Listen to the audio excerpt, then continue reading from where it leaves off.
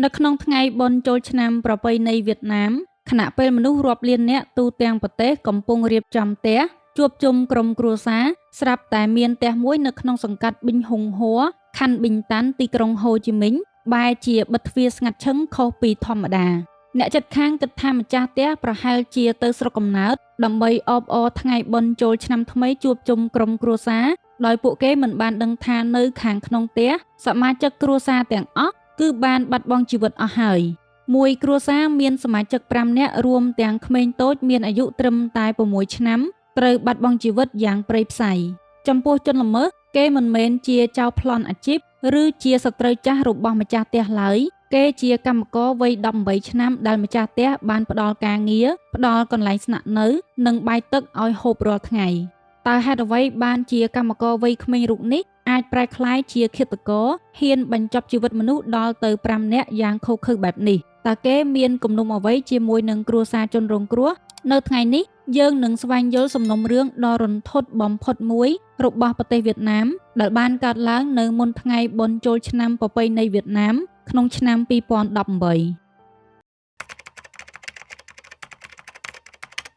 លោកម៉ៃស៊ាន់ជីងកើតនៅឆ្នាំ1972គាត់មានអាយុ46ឆ្នាំគិតត្រឹមឆ្នាំកើតហេតុស៊ាន់ជីងមានស្រុកកំណើតនៅខេត្តថាញ់ហួរប៉ុន្តែគាត់បានផ្លាស់ប្ដូរទៅរស់នៅទីក្រុងហូជីមិញកាលពីច្រើនឆ្នាំមុនដើម្បីប្រកបរបររកស៊ីគាត់ជាម្ចាស់សិប្បកម្មធ្វើទ្វាររបងនិងគ្រឿងដែកអ៊ីណុកមនុស្សដែលស្គាល់ស៊ាន់ជីងបានពិពណ៌នាថាស៊ាន់ជីងជាមនុស្សស្ងប់ស្ងាត់ឧស្សាហ៍ព្យាយាមនិងស្មោះត្រង់ចំពោះការរកស៊ីនៅផ្ទះរបស់គាត់គឺគាត់បានបើកសិប្បកម្មដែកខ្នាតតូចមួយដែលមានកម្មករជាច្រើនចេញចូលធ្វើការជារៀងរាល់ថ្ងៃស៊ាន់ជីងមានប្រពន្ធនិងមានកូនចំនួន3នាក់ប្រពន្ធរបស់គាត់មានឈ្មោះថាម៉ៃធីហុងកើតនៅឆ្នាំ1981ធីហុងមានអាយុ37ឆ្នាំគិតត្រឹមឆ្នាំ2018ហុងជាមនុស្សល្អឧស្សាហ៍ព្យាយាមសន្សំសំចៃមានទឹកចិត្តល្អនិងចេះជួយអ្នកដទៃរៀងរាល់ព្រឹកហុងតែងតែទៅផ្សារទិញត្រីទិញសាច់ទិញបន្លែស្រស់ៗយកមកធ្វើម្ហូបឲ្យកម្មករញ៉ាំជុំគ្នាបើមានកម្មករណាជួបការលំបាកហុងក៏បានជួយជាលុយឬជួយជាម្ហូបអាហារឲ្យពួកគេបន្ថែមទៀតកូនទាំង3នាក់របស់ហុងនិងស៊ាន់ជីងម្នាក់មានឈ្មោះថាម៉ៃស៊ាន់ឈៀវជាកូនប្រុសច្បងមានអាយុ13ឆ្នាំកូនទី2មានឈ្មោះថាម៉ៃវៀនសៀវជាកូនស្រីមានអាយុ11ឆ្នាំនិងកូនស្រីពៅមានឈ្មោះថាម៉ៃវៀនសៀបមានអាយុ6ឆ្នាំក្មេងៗទាំង3នាក់សុទ្ធតែកំពុងសិក្សានៅថ្នាក់បឋមហើយឪពុកម្ដាយរបស់គេបានផ្ដល់ភាពកក់ក្ដៅការស្រឡាញ់និងការយកចិត្តទុកដាក់លើកូនខ្លាំងណាស់គ្រួសារនេះមានសុភមង្គលមានសេចក្តីសុខក្នុងក្រុមគ្រួសារប៉ុន្តែគ្មាននរណាម្នាក់នឹកស្មានថាជីវិតគ្រួសារទាំងមូលមិនអាចរស់នៅដល់ថ្ងៃបុណ្យចូលឆ្នាំបើតាមអ្នកជិតខាងបានរៀបរាប់ថាមុនថ្ងៃកើតហេតុក្រុមគ្រួសារស៊ុនជីងបានរៀបចំទទួលឆ្នាំថ្មីយ៉ាងរីករាយពួកគាត់បានរៀបចំពិធីជប់លៀងចុងឆ្នាំសម្រាប់កម្មករពួកគាត់បានកក់មាន់កក់ទាសម្រាប់សែនព្រេននិងរៀបចំម្ហូបអាហារជាច្រើនមុខដូចជាគ្រួសារដទៃទៀតគ្មាននរណាម្នាក់ដឹងថានេះជាពេលវេលាចុងក្រោយដែលក្រុមគ្រួសារទាំងមូលបានអង្គុយជុំគ្នាបានជប់លៀងអបអរយ៉ាងសប្បាយរីករាយឃាតករនៅក្នុងសំណុំរឿងនេះគេមានឈ្មោះថាវៀនហ៊ីវទីងមានអាយុ18ឆ្នាំហ៊ីទីងកើតនៅថ្ងៃទី29ខែមករាឆ្នាំ2000នៅក្នុងឃុំជើឡាំងស្រុកជីតូនខេត្តអានសាងប្រទេសវៀតណាមគ្រួសាររបស់ហ៊ីវទីងមានជីវភាពក្រលំបាកណាស់គេបានបោះបង់ការសិក្សាចោលត្រឹមថ្នាក់ទី9ហើយបានទៅរកការងារធ្វើដើម្បីជួយផ្គត់ផ្គង់ជីវភាពគ្រួសារមុនពេលគេទៅធ្វើការនៅទីក្រុងហូជីមិញហ៊ីវទីងធ្លាប់ធ្វើការជាអ្នកលក់ឆ្នោតជាអ្នកលក់គ្រាប់ឈូកនិងធ្វើជាព្រូឡានក្រុងក្រោយមកហ៊ីវទីងបានដាក់ពាក្យធ្វើជាទាហាននៅស្រុកកំណើតតែគេមិនបានជាប់ការជ្រើសរើសព្រោះតែគេមានបញ្ហាភ្នែកម្ខាងគេមើលមិនសូវច្បាស់នៅក្នុងខែសីហាឆ្នាំ2017ហ៊ីវទីងត្រូវបានសាច់ញាតិម្នាក់ណែនាំឲ្យទៅធ្វើការនៅសិប្បកម្មដែកអ៊ីណុករបស់ស៊ុនជីងកាលឆ្នាំនោះហ៊ីវទីងទទួលបានប្រាក់ខែខ្ទង់5លានដុងក្នុងមួយខែប្រហែល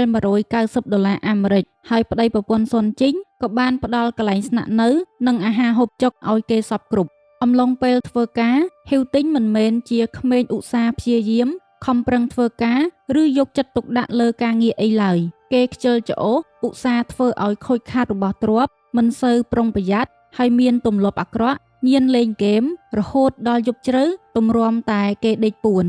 ដល់ព្រឹកឡើងគេដេកត្មួកគេអត់ចង់ក្រោកហើយធ្វើការអីមិនសូវកើតដោយសារតែអត់ងងុយ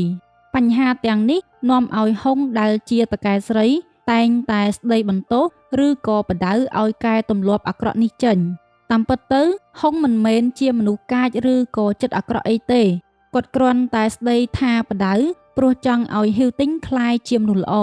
បើតាមពាក្យផ្ដល់សក្ខីកម្មរបស់កម្មករជាច្រើនអ្នកហុងតែងតែជួយកម្មករដែលជួបការខ្វះខាតហើយពេលខ្លះគាត់ថែមទាំងបើកប្រាក់ខែឲ្យលើសថែមទៀតហ៊ីវទិញមើលមិនឃើញទឹកចិត្តរបស់តកែស្រីគេបែរជាគិតថាគាត់រើសអើងចូលចិត្តស្ដីបន្ទោសហើយមើលងាយគេថែមទៀតគេខឹងសម្បាចងកំហឹងនិងអៀនខ្មាស់ពីមួយថ្ងៃទៅមួយថ្ងៃហើយវាកើនឡើងជាលំដាប់ដែលអារម្មណ៍ទាំងអស់នេះបានប្រែក្លាយជាការគុំគួននិងការចង់សងសឹកដល់ល្ងាចថ្ងៃទី12ខែកុម្ភៈឆ្នាំ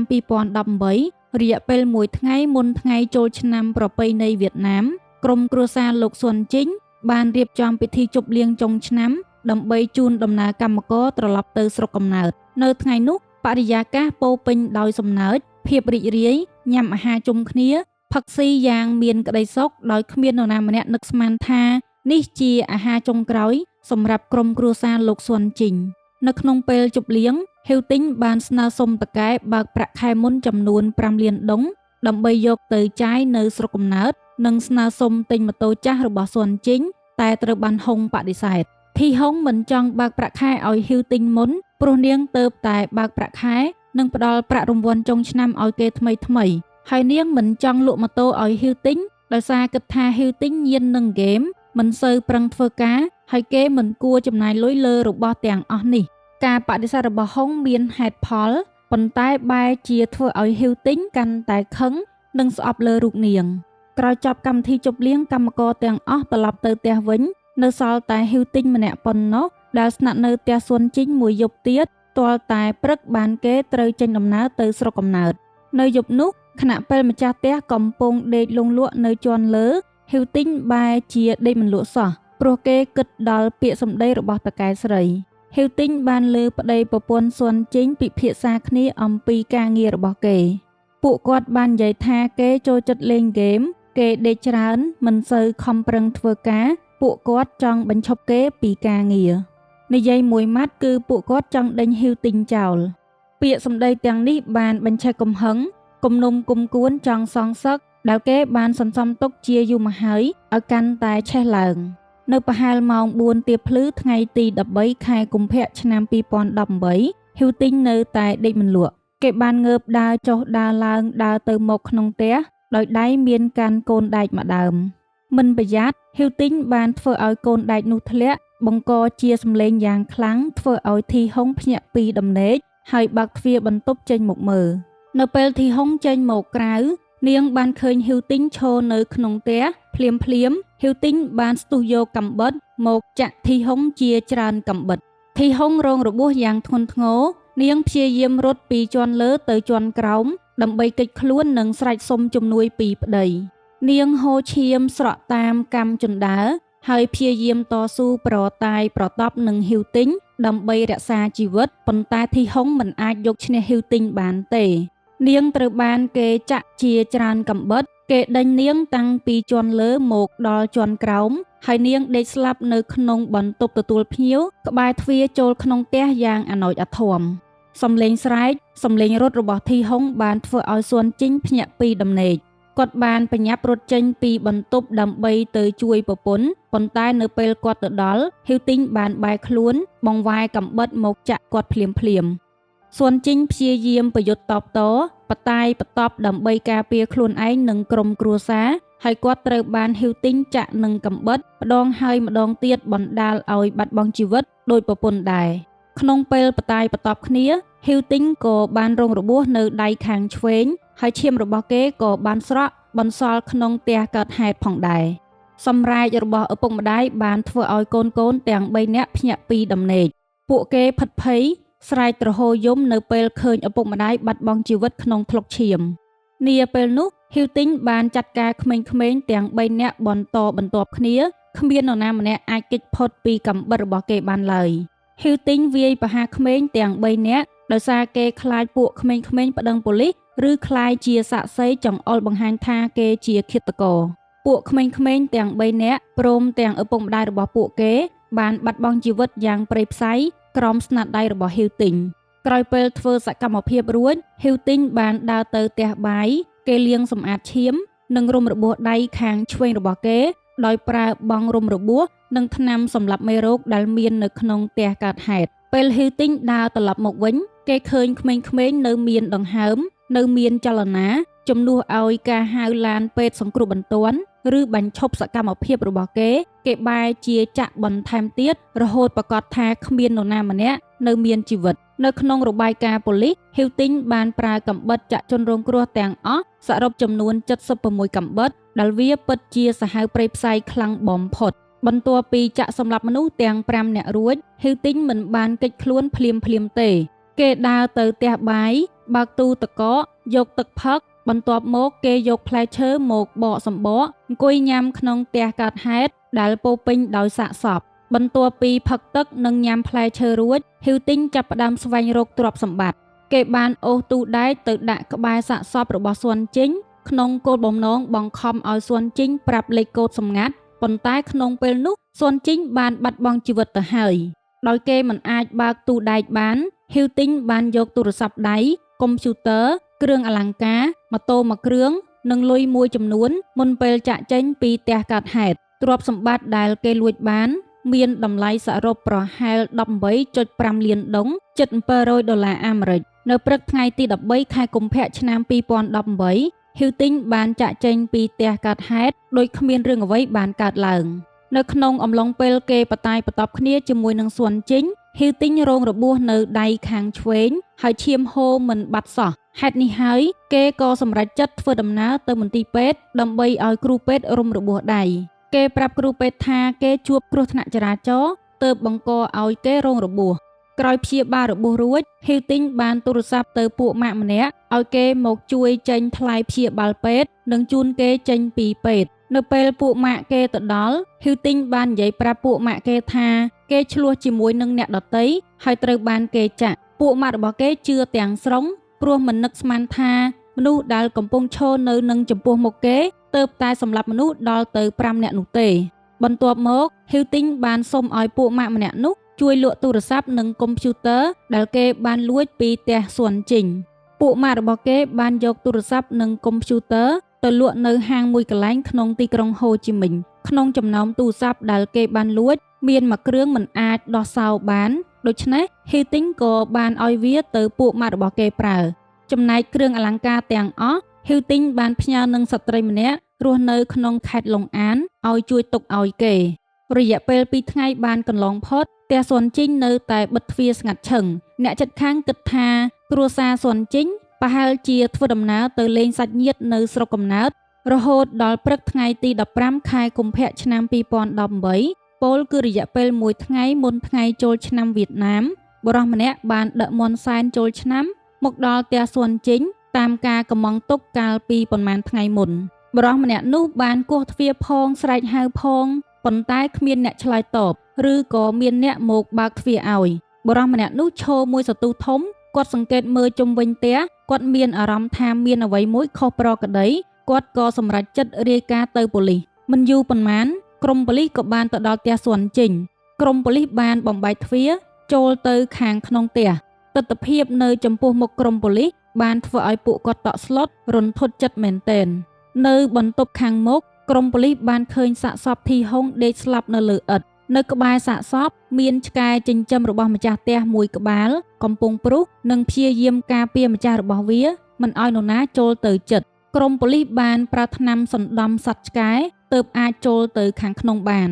បន្ទាប់មកក្រុមប៉ូលីសបានឃើញសាកសពរបស់ស៊ុនជីងនិងកូនប្រុសស្រីទាំង3នាក់កេងស្លាប់នៅក្នុងថ្លុកឈាមយ៉ាងអាណោចអាធមព័ត៌មាននៃការបាត់បង់ជីវិតរបស់គ្រួសារស៊ុនជីងទាំងមូលបានបង្កការភ្ញាក់ផ្អើលទូទាំងសហគមន៍វៀតណាមភ្លាមក្រុមប៉ូលីសជំនាញបានបិទគប់កន្លែងកើតហេតុដើម្បីឲ្យអ្នកជំនាញស៊ើបអង្កេតស្រាវជ្រាវប្រមូលភស្តុតាង អ្នកជំនាញកសលវិច័យបានប្រមូលយកស្នាមកញ្ចៅដៃស្នាមឈាមនិងវត្ថុតាំងគ្រប់ប្រភេទកាមេរ៉ាសុវត្ថិភាពទូទាំងតំបន់ក៏ត្រូវបានយកទៅពិនិត្យនៅកន្លែងកើតហេតុអ្នកជំនាញក៏រកឃើញស្នាមឈាមរបស់ហ៊ីវទិញក្រុមប៉ូលីសសន្និដ្ឋានថាឃាតករក៏រងរបួសផងដែរជាមួយនឹងការបាត់ទូរស័ព្ទម៉ូតូកុំព្យូទ័រនិងគ្រឿងអលង្ការក្រុមប៉ូលីសសន្និដ្ឋានថាឃាតករប្រហែលជាមានទំនាក់ទំនងជិតស្និទ្ធជាមួយនឹងគ្រួសារជនរងគ្រោះព្រោះតែគេស្គាល់ស្ថានភាពផ្ទះកើតហេតុច្បាស់និងដឹងថាទ្រព្យសម្បត្តិទុកនៅទីណានៅយប់នោះក្រុមប៉ូលីសជិត100នាក់បានចុះស្រាវជ្រាវតាមខេត្តភាគខាងត្បូងក្រោយពេលសាកសួរព័ត៌មានពីកម្មករអ្នកជិតខាងនិងពិនិត្យមើលកាមេរ៉ាសុវត្ថិភាពរួចក្រុមប៉ូលីសដាក់ការសង្ស័យលើហ៊ីវទិញគេក្លាយជាជនសង្ស័យសំខាន់បំផុតដែលក្រុមប៉ូលីសកំពុងតាមស្វែងរកខណៈពេលមនុស្សទូទាំងប្រទេសកំពុងអបអរថ្ងៃបុណ្យចូលឆ្នាំថ្មីកងកម្លាំងប៉ូលីសកំពុងតាមប្រមាញ់ឃាតករមិនព្រមឈប់ឈរនៅវេលាថ្ងៃត្រង់ថ្ងៃទី16ខែកុម្ភៈឆ្នាំ2018ត្រូវនឹងថ្ងៃដំបូងនៃថ្ងៃបុណ្យចូលឆ្នាំវៀតណាមក្រុមប៉ូលីសអាចកំណត់ទីតាំងរបស់ហ៊ីវទិញបានគេបានគេចខ្លួនទៅស្រុកកិនសួរខេត្តឡុងអាននៅពេលក្រុមប៉ូលីសទៅដល់ហ៊ីវទិញកំពុងអង្គុយផឹកស៊ីយ៉ាងសប្បាយរីករាយជាមួយនឹងពួកម៉ាក់ក្នុងថ្ងៃបុណ្យចូលឆ្នាំក្រុមប៉ូលីសបានឡោមព័ទ្ធចាប់ខ្លួនហ៊ីវទិញដោយគេមិនបានដឹងខ្លួននិងគ្មានឱកាសសូម្បីតែរត់គេចបន្ទាប់មកហ៊ីវទិញត្រូវបានក្រុមប៉ូលីសបញ្ជូនខ្លួនទៅទីក្រុងហូជីមិញវិញក្រុមប៉ូលីសបាននាំខ្លួនហ៊ីវទិញទៅសាកសួរចម្លើយនៅក្នុងបន្ទប់សួរចម្លើយហ៊ីវទិញបានសារភាពពីសកម្មភាពរបស់គេទាំងប៉ុន្មាននិងបានប្រាប់ពីទីតាំងដែលគេបានយកវត្ថុតាំងទៅលក់តាមចម្លើយសារភាពរបស់ហ៊ីវទិញបន្ទាប់ពីគេចាកចេញពីកន្លែងកើតហេតុគេបានយកទូរស័ព្ទរបស់ជនរងគ្រោះទៅលក់យកកុំព្យូទ័រទៅបញ្ចាំយកគ្រឿងអលង្ការទៅផ្ញើនឹងស្ត្រីម្នាក់នៅខេត្តឡុងអានហើយម៉ូតូគេទុកជិះខ្លួនឯងក្រុមប៉ូលីសបានប្រមូលយកវត្ថុតាងដែលគេបានលួចទាំងអស់មកវិញជាបន្តបន្ទាប់ក្រុមប៉ូលីសបានសួរហ៊ីវទិញថាហេតុអ្វីបានជាគេសម្លាប់ជនរងគ្រោះទាំង5នាក់ហ៊ីវទិញបានឆ្លើយតបក្រុមប៉ូលីសថាគេស្អប់គេខឹងធីហុងដែលតែងតែស្ដីបន្ទោសនិងប្រើពាក្យអសុរោះដាក់រូបគេហ៊ីវទិញអះអាងថាខ្លួនគេធ្លាប់សុំឲ្យធីហុងឈប់និយាយបែបហ្នឹងតទៅទៀតតែធីហុងនៅតែដដែលនៅតែនិយាយពាក្យអាក្រក់ៗដាក់រូបគេជាហេតុធ្វើឲ្យគេកើតចិត្តគុំគួនខឹងស្អប់និងចង់សម្លាប់ដើម្បីបញ្ចប់កំហឹងក្រុមប៉ូលីសសួរបន្តថាហេតុអ្វីបានជាគេសម្លាប់ស៊ុនជិញហ៊ីទិញឆ្លើយយ៉ាងសាមញ្ញថាក្រោយពេលគេសម្លាប់ធីហុងរួចគេខ្លាចស៊ុនជិញប្តឹងប៉ូលីសទើបគេត្រូវតែបញ្ចប់ជីវិតស៊ុនជិញម្នាក់ទៀតក្រុមប៉ូលីសសួរបន្តថាចុះហេតុអ្វីបានជាគេសម្លាប់ក្មេងទាំង3នាក់ទាំងដែលក្មេងៗមិនបានធ្វើអ្វីខុសលើរូបគេហ៊ីទិញឆ្លើយមួយម៉ាត់យ៉ាងខ្លីថាគេខ្លាចក្មេងៗប្តឹងប៉ូលីសក្រុមប៉ូលីសសួរមួយសំណួរទៀតថាចុះក្មេងអាយុត្រឹម6ឆ្នាំតើគេអាចធ្វើអ្វីបានហ៊ីទិញបានឆ្លើយថាសំឡេងយំរបស់ក្មេងៗបានធ្វើឲ្យគេភ័យខ្លាចហើយគេត្រូវតែបំបិទមាត់សាកសី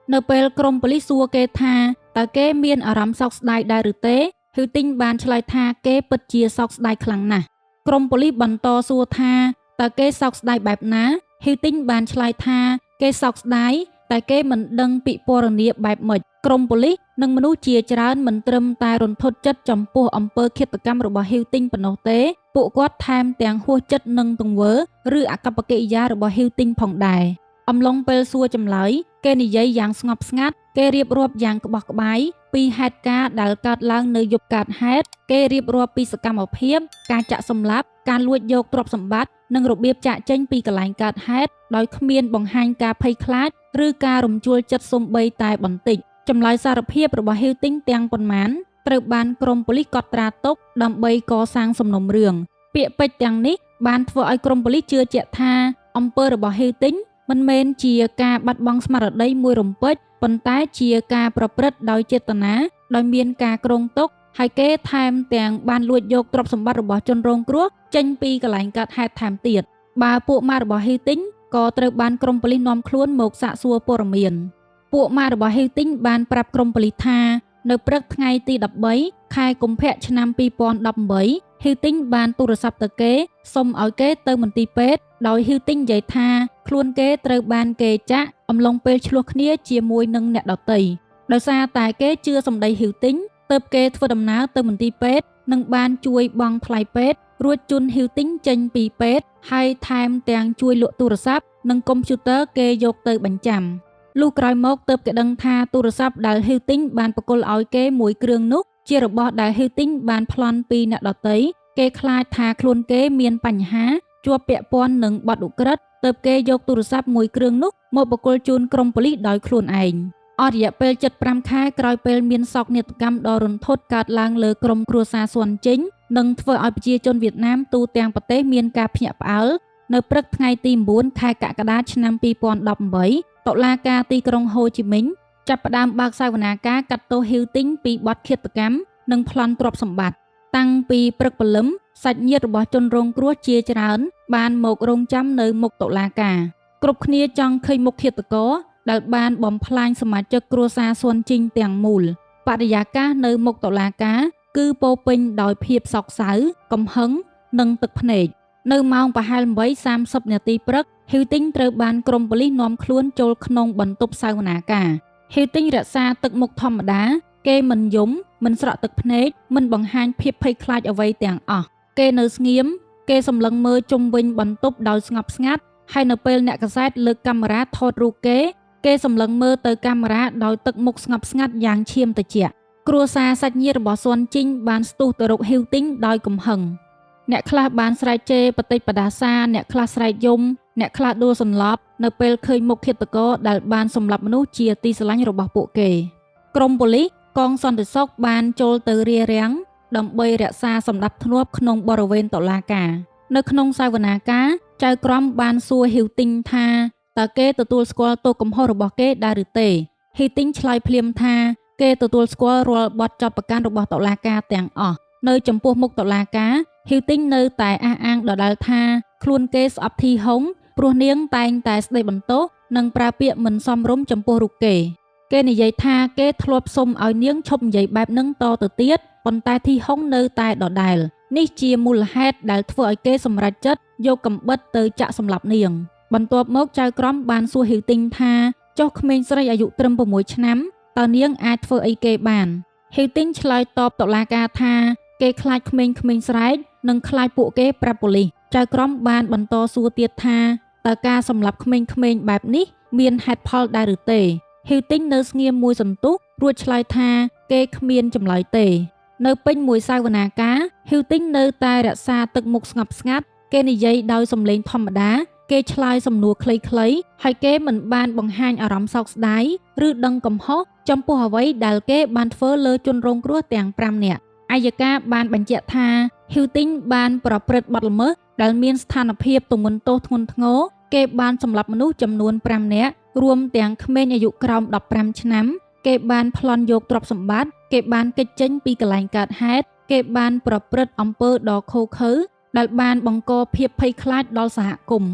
នៅវេលាម៉ោងប្រហែល 12:10 នាទីថ្ងៃត្រង់បន្ទាប់ពីជំនុំជម្រះក្តីនិងពិភាក្សាសំណុំរឿងចប់រួចរាល់តុលាការបានប្រកាសសាលក្រមជាសាធារណៈហ៊ីវទិញត្រូវបានតុលាការចោទប្រកាន់ពីបទឃាតកម្មនិងបទប្លន់យកទ្រព្យសម្បត្តិដែលទម្ងន់ទោសរបស់ហ៊ីវទិញគឺត្រូវបានតុលាការផ្តន្ទាទោសប្រហារជីវិតលើបទល្មើសឃាតកម្មនិងផ្តន្ទាទោសឲ្យជាប់ពន្ធនាគាររយៈពេល8ឆ្នាំពីបទប្លន់យកទ្រព្យសម្បត្តិសរុបទម្ងន់ទោសជារួមគឺត្រូវកាត់ទោសប្រហារជីវិតតុលាការបានសង្កត់ធ្ងន់ថាអំពើរបស់ហ៊ីវទិញពិតជាសាហាវនិងឃោរឃៅខ្លាំងគេបានសម្លាប់មនុស្សចំនួន5នាក់ក្នុងនោះរួមទាំងកុមារ3នាក់ដោយប្រើកាំបិតចាក់សរុបចំនួន76ដងបន្ទាប់ពីធ្វើសកម្មភាពរួចគេបានលួចយកទ្រព្យសម្បត្តិហើយគេមិនបានបង្ហាញអារម្មណ៍សោកស្ដាយចំពោះអំពើដែលគេបានធ្វើនៅក្នុងពន្ធនាគារហ៊ីវទិញបានសុំទោសឪពុកម្ដាយរបស់ខ្លួនដែលមិនបានសងគុណពួកគាត់ហើយក៏សុំទោសដល់ពួកម៉ាក់របស់គេដែលត្រូវជាប់ពាក់ព័ន្ធនឹងសំណុំរឿងរបស់ខ្លួនមុនពេលប្រហារជីវិតហ៊ីវទិញបានស្នើសុំបរិច្ចាគសរីរាង្គរបស់គេបើសិនជាអាចធ្វើទៅបានសោកនាដកម្មនេះមិនមែនគ្រាន់តែជាករណីឃាតកម្មដ៏រន្ធត់មួយប៉ុណ្ណោះទេតែវាជាការរំលឹកថា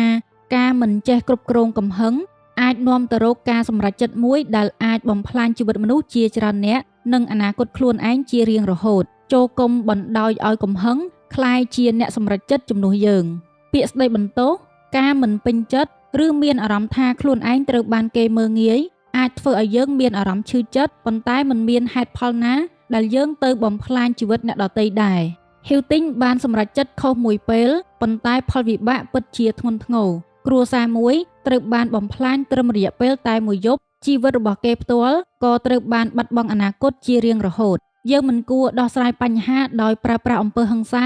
ឬអារម្មណ៍មួយឆាវនៅពេលកំហឹងឡើងដល់កម្រិតការដោះស្រាយបញ្ហាដោយសន្តិវិធីគឺជាវិធីដ៏ប្រសើរបំផុតកុំបណ្ដោយឲ្យកំហឹងនិងគំនុំគ្រប់គ្រងលើខ្លួនយើងបានមុនពេលធ្វើអ្វីមួយត្រូវចេះគិតពិចារណាឲ្យបានហ្មត់ចត់កុំធ្វើអ្វីតាមតែអារម្មណ៍ព្រោះបើសម្រេចចិត្តខុសហើយវាមិនអាចត្រឡប់ក្រោយបានទេចំពោះរឿងរ៉ាវរបស់ Hilting នៅថ្ងៃនេះខ្ញុំសូមបញ្ចប់វាត្រឹមតែប៉ុណ្្នឹងហើយតែមុននឹងបញ្ចប់ខ្ញុំសូមអរគុណដល់បងតូនីដែលបានប៉ៅកាហ្វេខ្ញុំហើយខ្ញុំក៏សូមអរគុណដល់បងប្អូនទាំងអស់គ្នាដែលតែងតែគាំទ្រមើលរាល់វីដេអូរបស់ខ្ញុំសូមជូនពរឲ្យបងប្អូនទាំងអស់គ្នាជួបតែសំណាងល្អសុខភាពល្អអរគុណច្រើនយើងនឹងជួបគ្នាម្ដងទៀតនៅវីដេអូក្រោយ